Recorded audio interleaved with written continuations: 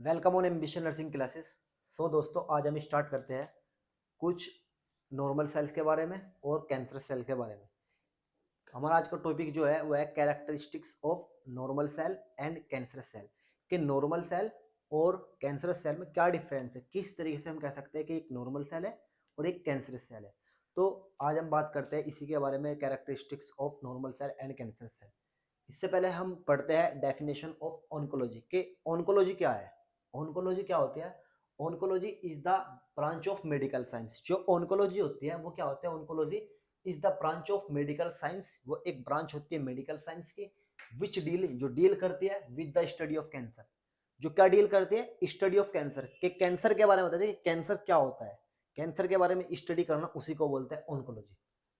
Oncology क्या होता है? It is the branch of medical science. ये एक मेडिकल साइंस की ब्रांच होती है विच डील जो डील करती है with the study of cancer. जो कैंसर के बारे में पढ़ती है, जो कैंसर के बारे में पढ़ती है, जो कैंसर के बारे में स्टडी करती है, उसी को बोलते हैं ऑन्कोलॉजी।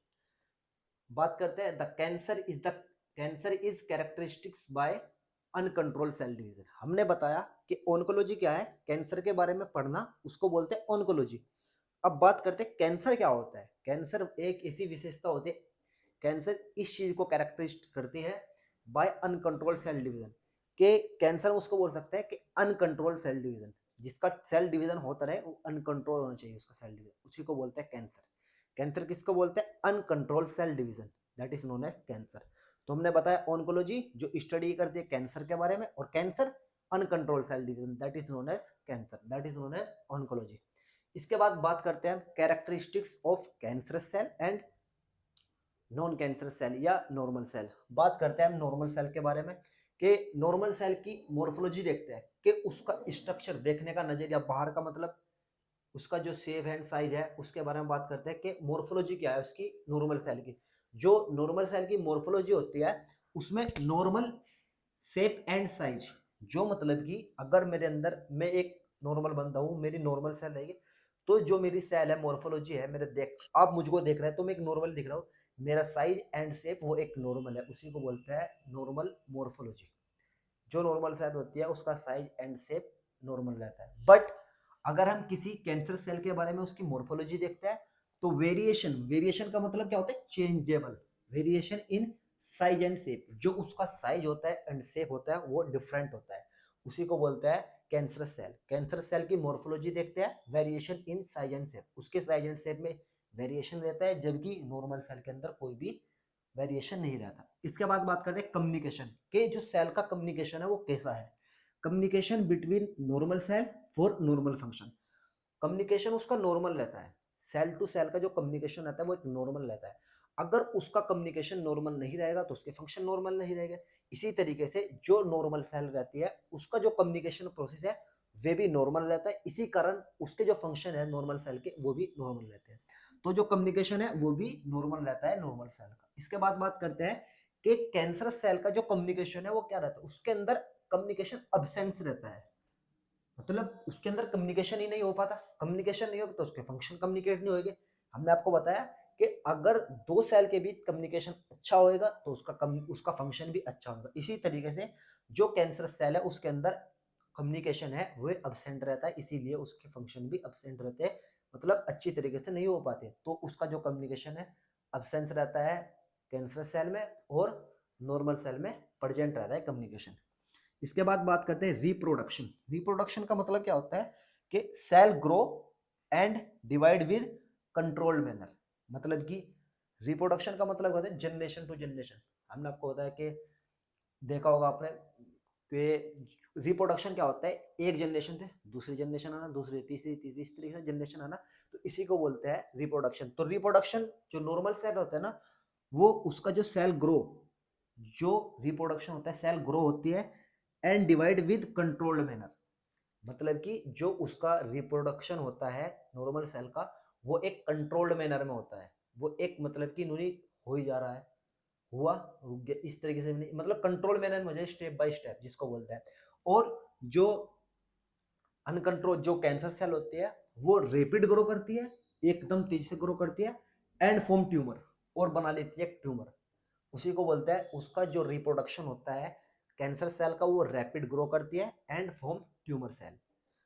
इसका जो रिप्रोडक्शन होता है वो सेल ग्रो एंड डिवाइड होती है विद कंट्रोल्ड मैनर में, जबकि वो रैपिड मैनर में होती है। ठीक, इसके बाद बात करते हैं सेल एडिशन। सेल एडिशन का मतलब जो सेल है उसका चिपक, मतलब किस तरीके से बाइंडिंग रहती है आपस में एक दूसरे, जिस तरीके से मॉलिक्यूल्स रिसेप्टर के द्वारा दो सेल बाइंड रहते हैं, तो उसका सेल एडिशन क्या होता है। अगर नॉर्मल सेल है उसका cell adhesion quality of stick together, मतलब कि जे सेल एडिशन होता है नॉर्मल सेल का आपस में बाइंड रहती है, इस तरीके से बाइंड रहेगी।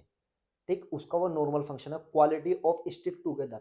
जो सेल एडिशन रहता है नॉर्मल सेल का वो क्वालिटी ऑफ स्टिक टुगेदर रहता है, जबकि जो सेल एडिशन कैंसर सेल का रहता है वो अब्सेंट रहता है, मतलब कि आपस में चिपकती नहीं है।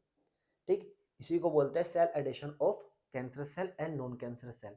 नॉन कैंसर सेल में क्वालिटी ऑफ स्टिक टुगेदर मतलब कि प्रेजेंट रहते हैं सेल एडिशन, जबकि सेल एडिशन किस चीज के अंदर, कैंसर सेल के अंदर अब्सेंट रहती है।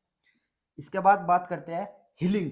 हीलिंग का मतलब क्या होता है, अगर आपके कोई भी फ्रैक्चर वगैरह हुआ या आपके कोई भी ट्रोमा वगैरह होगा, इस कंडीशन में आपके जो नॉर्मल सेल होती है ना विद नॉर्मल मैनर, जो हीलिंग प्रोसेस होता है वो नॉर्मली हो जाता है। जो हीलिंग होता है नॉर्मल सेल के अंदर वो नॉर्मल मैनर में हो जाता है, जबकि अगर हीलिंग कैंसर सेल के अंदर कोई हीलिंग हो गया तो उसके अंदर डिस्टर्ब हीलिंग हो जाए। अगर कोई ट्रोमा हो चुका, आपके आपको कैंसर सेल है, आपको कैंसर है और आपको कोई ट्रोमा वगैरह होगा, तो उसमें हीलिंग की कंडीशन है वो डिस्टर्ब हो जाती है, मतलब कि हीलिंग प्रोसेस अच्छे तरीके से नहीं हो पाता, हीलिंग प्रोसेस डिस्टर्ब हो जाता है।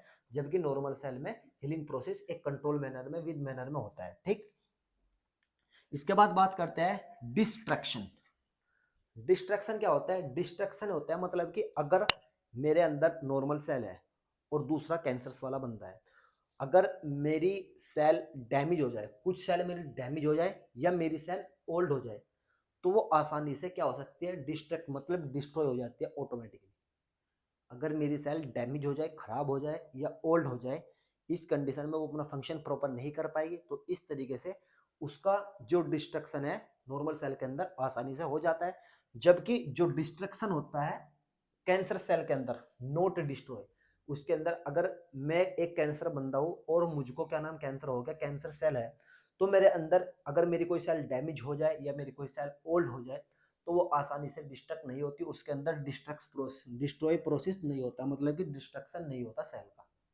इसके बाद बात करते हैं सेल रिपेयर, कि सेल रिपेयर किस तरीके से होती है। अगर आपको कोई ट्रोमा वगैरह होगा तो किस तरीके से रिपेयर हो सकती है, नॉर्मल सेल रिपेयर। जबकि जो नॉर्मल सेल होते हैं उसके अंदर जो सेल रिपेयर प्रोसेस होता है वो नॉर्मली होता है, जबकि जो कैंसर सेल होते हैं उसके अंदर normal cell repair not take place, उसके अंदर नॉर्मल सेल रिपेयर नहीं होता, इसके अंदर सेल रिपेयर नहीं होता कैंसर सेल के अंदर, जबकि जो नॉर्मल सेल होते हैं उसके अंदर नॉर्मली सेल रिपेयर हो जाता है। तो यही होती है characteristics of cancer cell and normal cell, के नॉर्मल सेल क्या होती है और कैंसर सेल की क्या होती है। तो अगर इस वीडियो में आपका कोई भी डाउट्स वगैरह हो तो प्लीज़ आप कमेंट सेक्शन में बता सकते हैं। अगर आपको वीडियो अच्छी लगी तो लाइक शेयर एंड सब्सक्राइब करें। Thank you.